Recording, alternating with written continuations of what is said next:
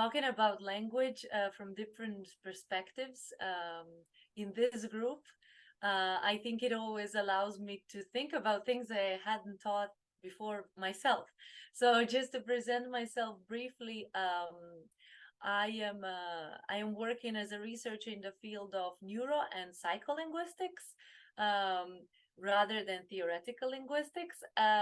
However, this interdisciplinarity always in my field makes us go and dip a little bit in the other fields. And a lot of people, unlike me, but a lot of people in my field have also started working with programming languages.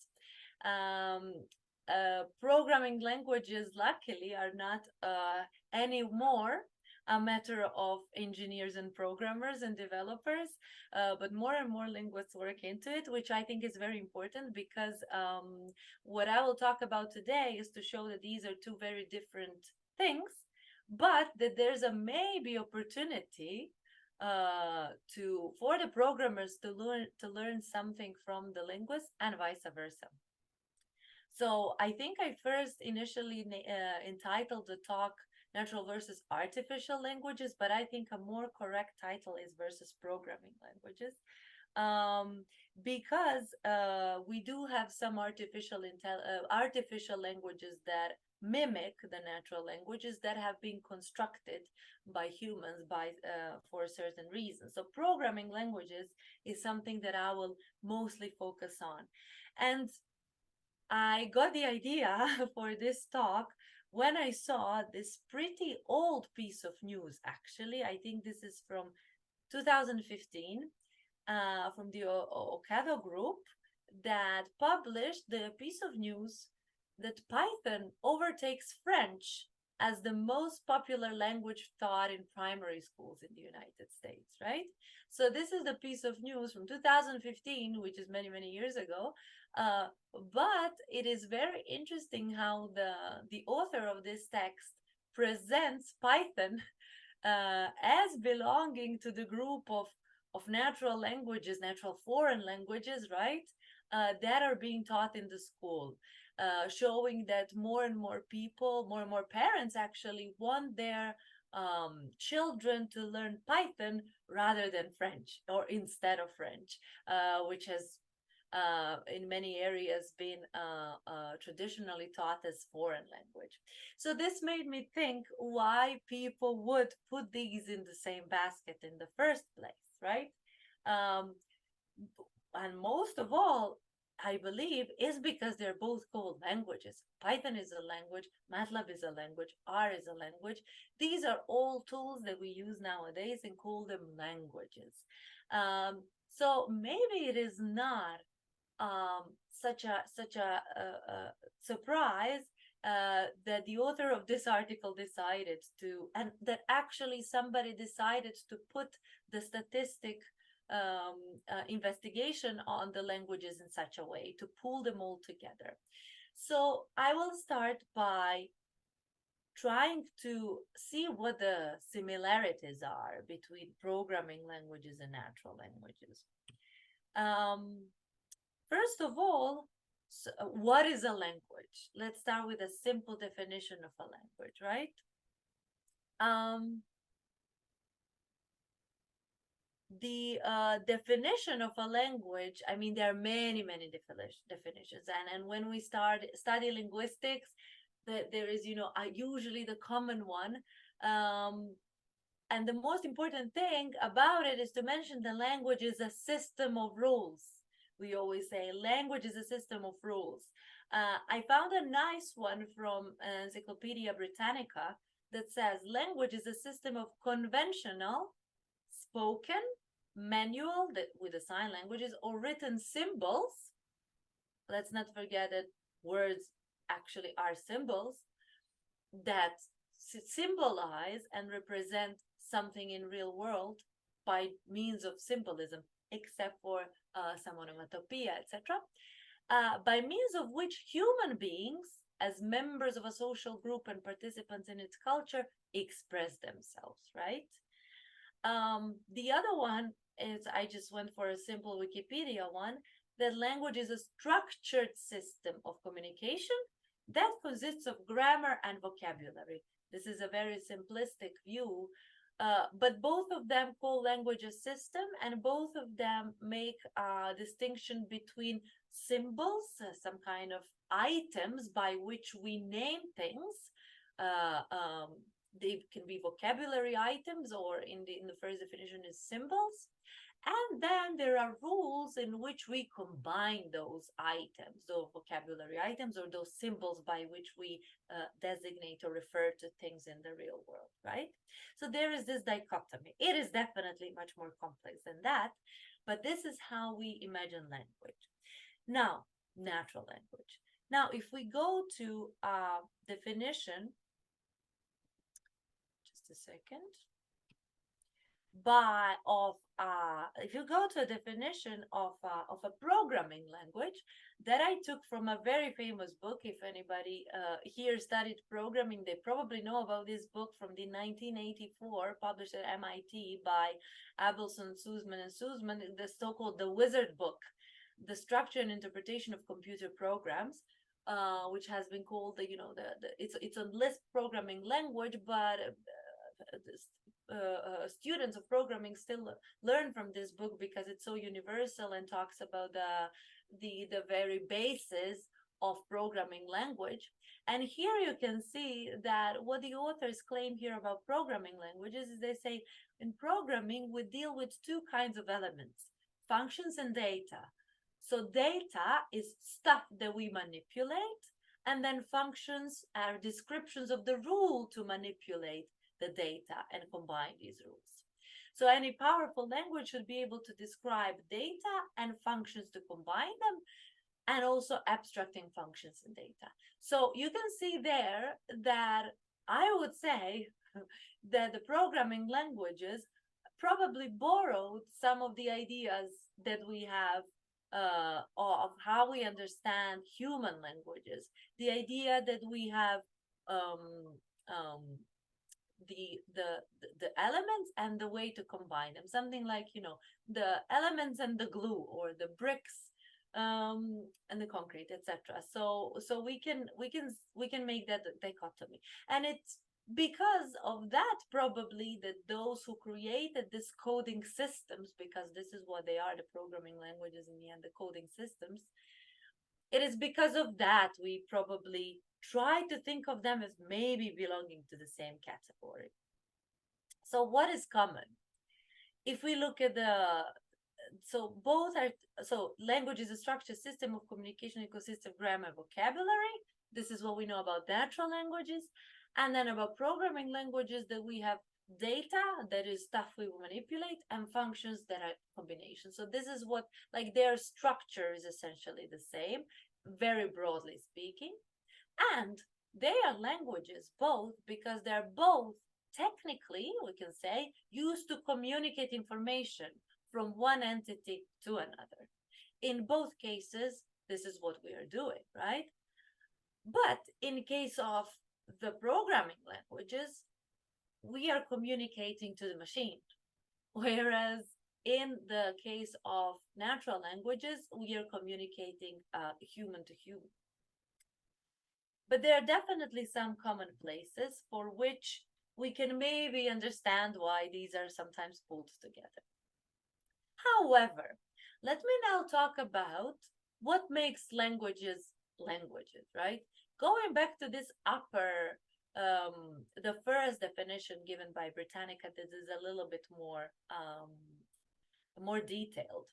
A system of conventional spoken symbols. So let's focus on the part where it says that it's a system. We know that language is a very complex system with its rules. And very importantly, they function now in linguistics, how we understand it, is through the communication between different language levels. And language levels are organized in such a way that we are starting with the smallest language unit to the biggest language unit. And the way in which smaller units are combined in bigger units is really, really restricted by languages. that by our language that we acquire as children, right? So if you look at this graph here, this is related to spoken language. You will start with the speech sounds, right? So for example, the word hat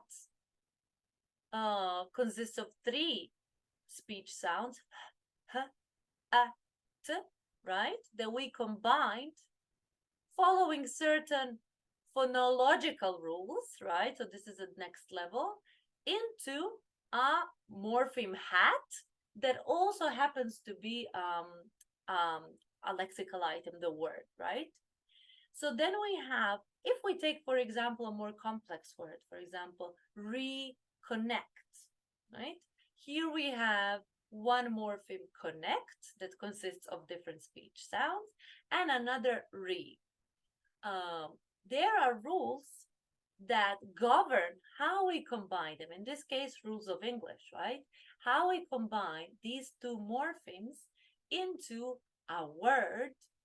And then later, if we want to say something like that he reconnected with his friend, we add the ed, which determines the past tense, and we make sure that that verb agrees with the subject, that is the third person singular, etc., following the rules of syntax. So the point in which we combine the words into sentences is where the syntactic rules kick in. Again, we have to follow them, and this is very, very if you're a native speaker, this all is very automatic and you don't have to think about it.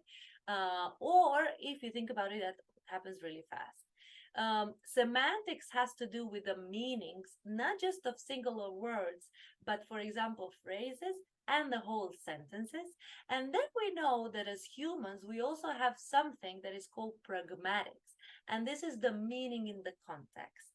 That is to say that the same sentence consisting of same words combined in the same way might mean and imply very different things between the two speakers depending on how, where, which context we pronounce it. It might be maybe with an ironic tone, it might be maybe sarcastic, or might be even meaning the opposite of what we wanted to utter, right? So all these levels, if we, for example, take a sentence of human language, we can study different levels of language depending on what we're interested in. So the language is the system we say is modality independent. What this means? Well, this graph shows spoken language, but we know that not all, but many languages of the world also have their written rules. And then we also have sign languages for deaf speakers that use hand movements as their unit of language, right?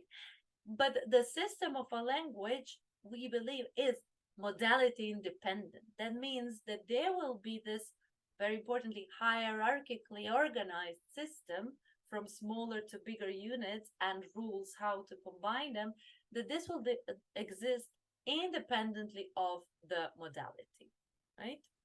Also, if in speech we have phonemes of speech sounds as the smallest unit, of course, in written language, those will be the symbols, the letters, right? And those we say are not meaningful units. The smallest meaningful unit would be morpheme, such as morpheme re in reconnect, or hat that happens to be both the morpheme and the word in English language, given the English language is morphologically quite poor. And this is another very important, as I mentioned, feature of human languages, and that is that there is some implied meaning that we learn, that we acquire as something that we call world knowledge, that we acquire as parts of our culture, as parts of our society. So the other important thing now, dissecting this definition of language further, so this is to say that language is a system of conventional spoken written symbols. Another very important thing is that of this definition is that it is the human beings who are speaking it, right? Language as we know it obviously is very, very human centric, right? This definition. But language as a system of rules is, for now, we know that it is only humans who have such a complex, developed system to communicate things in such a way. And this definitely has to do with the development of our brains. Um, it is the brains, our brains as they are, that allows us to speak. And definitely, you probably might be aware, but there are a lot of studies on communication in primates and other animals. And animals definitely have the way of communicating. However, one thing is communication, and language is the other thing. Language is a complex system of rules that are hierarchically organized, um, exists only for humans. And there are many studies, for example, with apes that show that they can definitely learn to express themselves, to ask for certain things, and even to combine several symbols to create something that could be maybe a phrase or a sentence. But the learning process is really limited. And it does not happen so effortlessly and so quickly and completely as humans, as with human children. Another thing that is very important, the way in which we describe uh, um, human language, is that it is creative.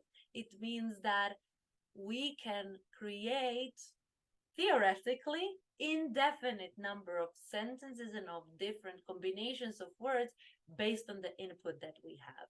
And we know that the other animals cannot do that.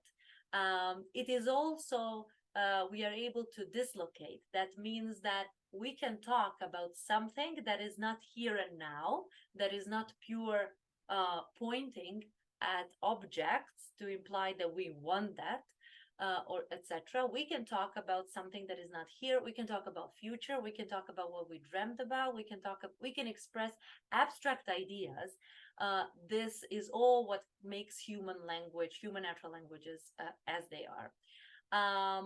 And as I said, given that we are the only species that can use such a complex system, it must be the brains then, something different about the brains that allowed us this in the evolution, right?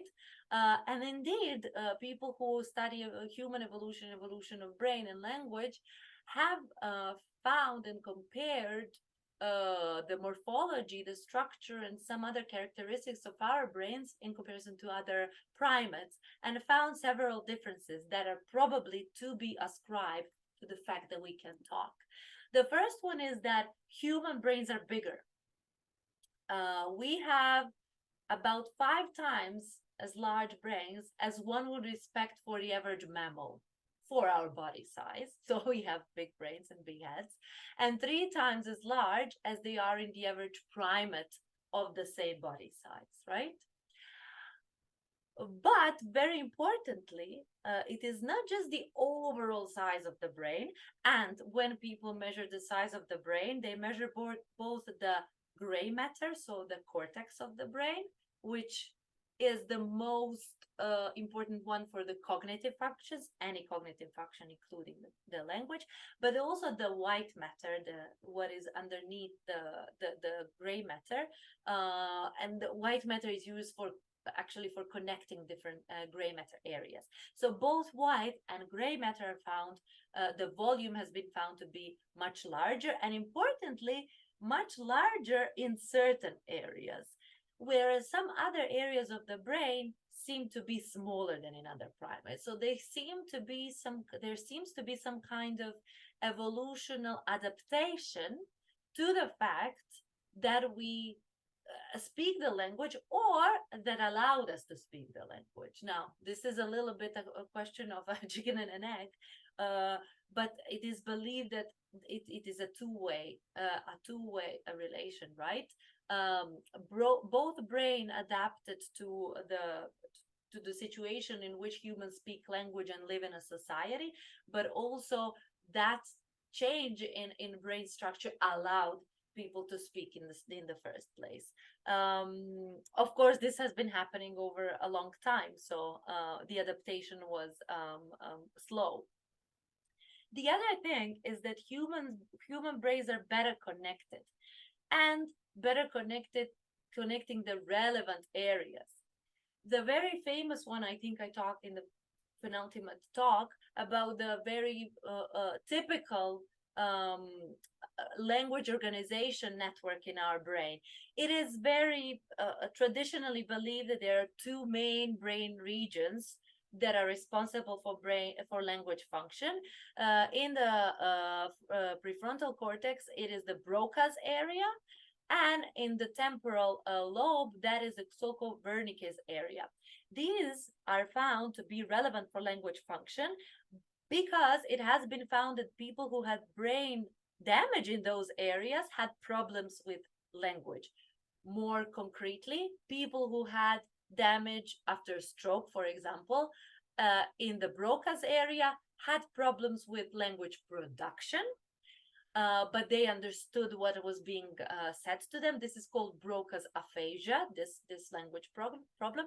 Whereas people who have Wernicke, this is the green area, Wernicke's area affected, had problems in the meaning, in the comprehension. So these patients that have a stroke in this area and that have Wernicke's aphasia, so-called, have problems of speaking sentences that make sense. Although they're very fluent and they speak a lot, it doesn't always make sense, or they have problems in understanding what you're saying to them.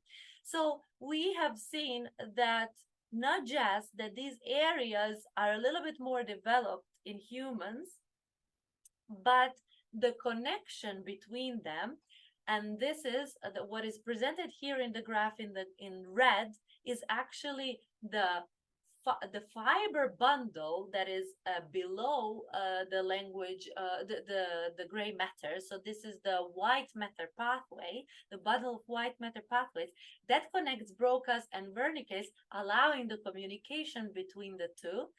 And it has been found that indeed this is called arcuate fasciculus, that this arcuate fasciculus is more developed in humans, probably enabling this communication between these very relevant language areas. I'm saying very relevant language areas, but mind you, nowadays, after a couple of decades of neurolinguistic research, we know that these are not the only areas that are where language is being processed that are relevant for language processing.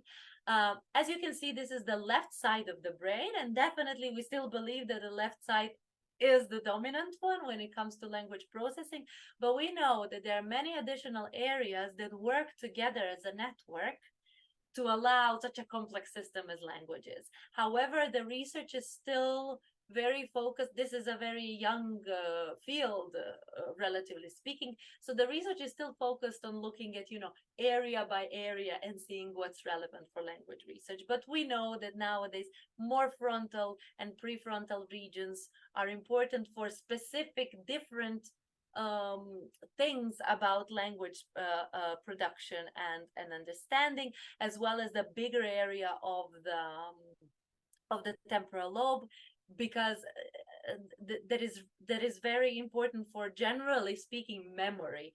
And memory is something that overlaps, especially the work in memory, something that very much overlaps with language functioning. So, but the important thing is that when you zoom in on these areas, you can see that they are bigger in humans, and that the arcuate fasciculus is indeed larger overall on the left side. And given that the left side is more implied in language, we could conclude that the enlargement of arcuate fasciculus indeed has something to do with language function. Other things about our brains. is a better developed prefrontal cortex. And this is a tricky one. This is where language and society and our behavior as social beings is being intermixed. This is what the prefrontal cortex is very important for social interactions, for monitoring both language and other cognitive functions, etc. And language function overlaps with this. And it has been shown that humans have somewhat more developed prefrontal cortex. This is, of course, all relative to the whole brain size and body size. Now,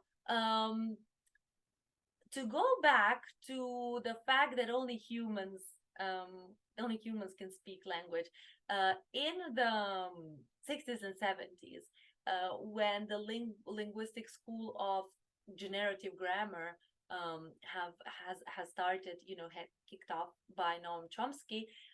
This is when the scientists, mostly Chomsky, first realized that and made a connection, actually, well, not the first time, but any significant time, to the point that somebody made a theory that actually there's a connection between something about the structure of our brain and how effortlessly and completely children acquire language. And Chomsky went so far to suggest that there is something called a language acquisition device. Mind you, we still didn't have fancy neuroimaging techniques at that point. That probably there is some structure in our brain that children are born with that enables them to learn a language in such a way, following the rules. And because what we found that in a language, the children's language acquisition follows always the certain pattern. Even the mistakes that children make are always, the same, and the milestones that children make are the same. However, nowadays, and it has been argued for a while that maybe Broca or Wernicke might be the homes of this language acquisition device. However, after decades of research, we cannot name only one structure, unfortunately, to be responsible for language, but rather say that it is several things about our brains that allow us to speak language. Still, again, very human reserved. Another thing that I wanted to say is that also Chomsky was claiming that we have something called language instinct, and that is that in relation to the idea of the universal grammar, that there is some sort of innate biological component, so something that we're born with, that is called the language faculty, and that we are able to perfectly acquire language with very little stimulus from the environment. However, for example, psychologists, this is a linguistic theory. Psychologists don't like this theory, this so-called nativist theory, because it has been shown that the environment, the social interaction, are very, very important for developing a language in children. This is why I said it's a two-way relation, and we cannot only limit ourselves to those several areas. But nevertheless, as Schoenemann claimed, this process of human brain adaptation to have language as complex as we have it is probably best viewed as a complex adaptive system. So in which both cultural learning and like social interaction, social learning interacts with biology iteratively over time, right, to produce language as we know it now. Which brings us to the last to one of the last points of this definition, what a language is. A system of rules by which human beings, with their brains as they are, but which are also members of a social group who participate in its culture, So this part is important. Indeed, this is what also defines a language, that it is a part of social group, and it is a part of culture. Cultures and societies shape languages by which humans express themselves, which is another way, another reason why natural language is different than the programming language. We use languages to express ourselves. Now, there is there are a lot of theories of the origin of the language on why might have languages emerged, right? Is it to express our thoughts, or is it merely communication with another human? I would say that it is a little bit of everything. As we were developing as social beings, probably it was not just about communicating, hey, give me food, hey, do this, go there, but rather also to express our abstract ideas. Definitely, there are theories that are very radical with respect to what the languages are for, claiming that the purpose of language and the language emerged exactly because there was no way to express our thoughts and ideas because they don't have reference in real world, right? However, then some other people say, yes, but there are many still things that I cannot express, which is true. But to which I could also say, well, languages are still evolving, right? Let's see, maybe in a couple of thousands of years, we are able to perfectly express our thoughts. Nevertheless, this expression, be it the only or one of the purposes of of human languages, but this is something that makes them distinct from programming languages. So programming languages, uh, what are they? They are languages because they are a system, we say, the system that, like natural human language, distinguishes between items, so the stuff that is being manipulated in data, and the rules in which you manipulate and which you put them together. So this is something that is similar, right? And sorry, there's a typo, is being created instead of as being created for a particular purpose, such as telling a computer to perform a task, right?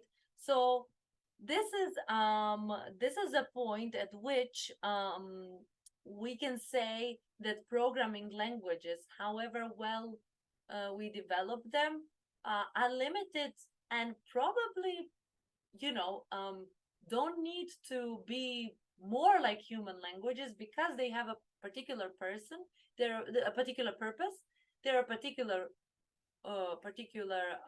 tool that we use to perform a task, or actually to tell the computer to perform a task. So in a way, these languages are just a different coding system to um, um, to somehow communicate to the computer to make it understand what we want from it, right? From it. And then we can see how the programming languages are very limited because there is nothing more than, obviously they can do a lot, but there is nothing more but what the human wants the computer to do. And by that, actually, these languages are very limited, but determined by what the purpose of the task is, and actually limited by how we understand human languages. But I believe that there is maybe an interface, and this is probably something that I thought I would cover more, but I think it deserves a whole new, whole new lecture, and that is natural language programming. Now, this, however we want it to be, and this is natural languages programming is using artificial intelligence. Now, artificial intelligence is a whole new world, um, which is not just limited to language, and understanding how language works, but understanding how human brains and human cognition work, and then trying to let's say model it, right, to simulate it. Now there's a big problem there, the problem being that we can we can try to model human brains based on what we know until now about human languages and human brains. And as I thought, as I told 5 minutes ago, this is a very very young field. We have several decades of research. So what we know by now um, uh, is a lot, but there are big holes. So one thing about artificial intelligence is that, as you can see, how important language is actually a tool by which we are understanding human brain, right? Because it's by using these um, deep learning or natural language programming, which uses language as its input. By using this, we are trying to model how human brains work. So this is like to end on a note where it's very very how languages are important and reflective of of of the entire human cognition and of what makes us humans. Definitely nowadays we know how, for example, ChatGPT is very successful at producing something that is very human-like. But the thing is that, for example, people who work in natural language programming and who work in language modeling and in these big language models, large language models, um, what they claim is that they have really good results, but they don't know how they got it, right? So we still don't know, we don't learn from these artificial intelligence work a lot about human brain and human language. The way in which they work is by very large training, and training is done by human data, so human languages, right? So um, it looks like these large language networks are able to simulate, but what is the process by which they simulate, we don't know still. Whether it's just I was recently at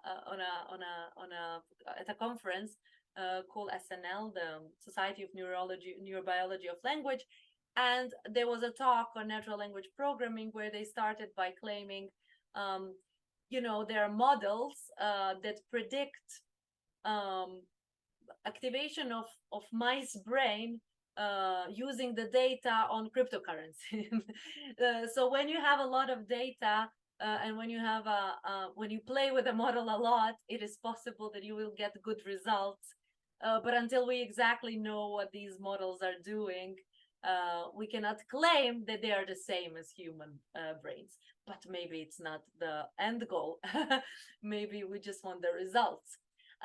So to conclude on that, as I said, natural language programming is a way of programming, so a way of artificial programming language use, but using natural language sentences. So using the vocabulary items or the data that is produced by humans. So this is maybe a good way, and we are seeing that this is a good way, a good interface between the two, using the best things from one. Programming languages, everything is controlled. We know exactly what is being done, and using the the good things about the natural languages, which is productivity, etc. And my conclusion would be that natural languages and programming languages serve different purposes, but in today's world, we definitely need them both. But they're not the same. And I will conclude this to leave a little bit more time for questions than I usually do, because I think this is something that can be discussed quite a lot. Thank you, everyone.